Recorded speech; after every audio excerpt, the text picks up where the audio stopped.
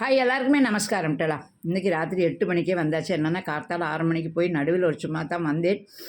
வந்து ஒரு tuition trip ஏற்றுன்ட்ருக்கேன். அது இருக்குதுன்னு நினச்சிட்டு சமைக்கிறதுக்காக்கி ஃப்ரிட்ஜில் பழைய சாதம் இருந்துட்டலாம். அதை வச்சுட்டு ஊறுகாயை வச்சு சாப்பிட்லான்னு நினச்சி சாப்பிட்டு இறங்கி சொன்னா வா டியூஷன் இல்லை இன்றைக்கி லீவு சொன்னான். இது முன்னாடியே சொல்லியிருந்தால் விசேஷத்து சமைச்சிருக்கலாம் இல்லைலா. ஆனால் எது கிடைக்குமோ அதுதானே கிடைக்கும். நம்ம நினச்சது கிடைக்காது, விதிச்சது தான் கிடைக்கும்.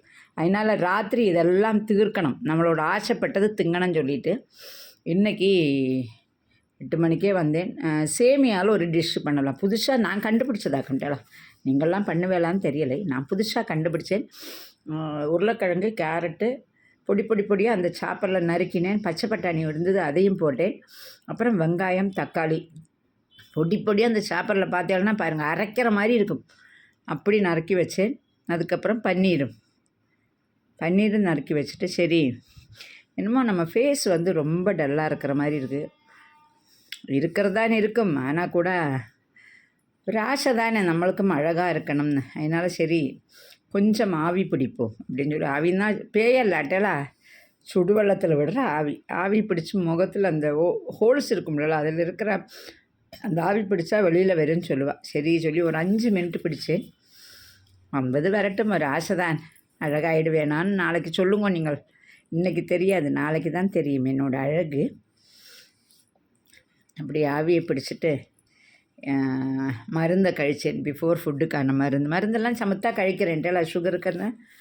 இன்றைக்கி ஒரு கழுதை அது பேராசெட்டமால் சொல்லி எடுத்துகிட்டு போயிருக்கு, ஆஃப்டர் ஃபுட்டுக்கு இருக்கிற மருந்து. சரி யாரோ எடுத்துகிட்டு போட்டு விடுங்க சொல்லிவிட்டு இதெல்லாம் ஆவி கட்டி வச்சுட்டு குளிச்சுட்டு வந்தோம் வச்சுங்கோளேன், நம்மளோட சேமியா நூடுல்ஸ் பண்ணுறதுக்கு ரெடியாக இருக்கலாம்.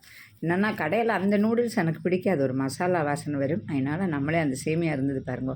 பட்டர் போட்டிருக்கணும், ஆக்சுவலாக பட்டர் இல்லாததுனால கொஞ்சம் நெய் போட்டேன். ரொம்ப பட்டுட்டு அது ராத்திரி பெரட்டி எடுத்ததுன்னா என்ன பண்ணுறது சொல்லிவிட்டு புள்ள கூடி இல்லை சொல்லிவிட்டு நம்ம ஒரு ஐடியா போட்டு மேலே ஆவியில் போட்டு வெந்தோம். அது வேகலை, நான் நினச்ச மாதிரி ஒன்றும் நடக்கலை.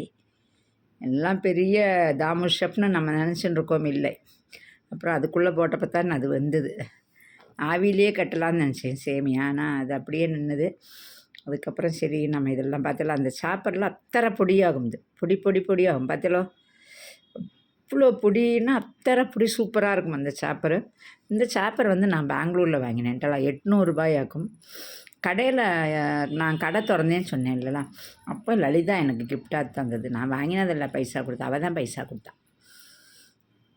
வாங்கிட்டு அப்புறம் நெய் கொஞ்சம், எண்ணெய் கொஞ்சம் விட்டுட்டு சோம்பு, ஏலக்காய், கிராம்பு, ஒரு பட்டை இலை, அந்த பிரியாணி இலை போட்டேன். பட்டையை காணோம், தேடுறதுக்குள்ளே அடுப்பு காஞ்சி கொடுத்து பசி ஒரு பக்கம் கப்பு கப்புன்னு திங்கிற ஒரு ஆர்வத்தில் இருக்கேன்ட்டலாம்.